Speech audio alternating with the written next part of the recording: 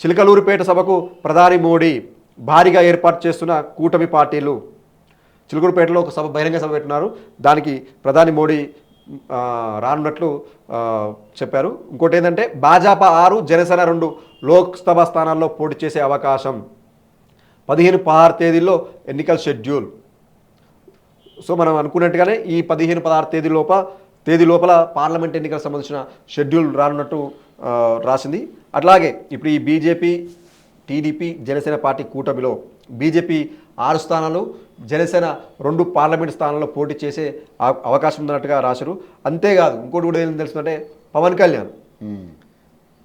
కళ్యాణ్ కూడా పార్లమెంట్ ఎన్నికలకు పోటీ చేస్తుందని చెప్పేసి నిన్న బాగా వార్తలు వచ్చినాయి కాకినాడ నుంచి.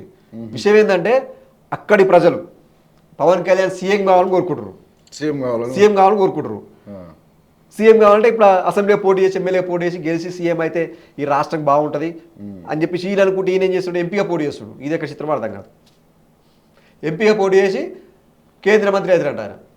రాష్ట్ర మంత్రి కావే సారు, మాకు రాష్ట్ర ప్రజలు మీరు బాగా చూస్తున్నారు, మాకు బాగా పట్టించుకోవాలని చెప్పేసి ఇలాంటి ఉంటే ఎట్లా మరి గెలవడం లాస్ట్ టైం 2 పోటీ ఓడిపోయినా ఇక మళ్ళీ ఇచ్చేవద్దు అనుకునేమో. మరి పార్లమెంట్గా కాకినాడ నుంచి పార్లమెంటు సభ్యుడిగా పోటీ చేసి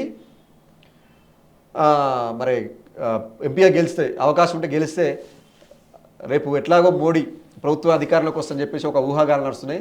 అప్పుడు కేంద్ర మంత్రిగా మన పవన్ కళ్యాణ్కి ఛాన్స్ ఇస్తామని చెప్పేసి నిన్న అమిత్ షా చెప్పినట్టు వార్తలు వచ్చాయి.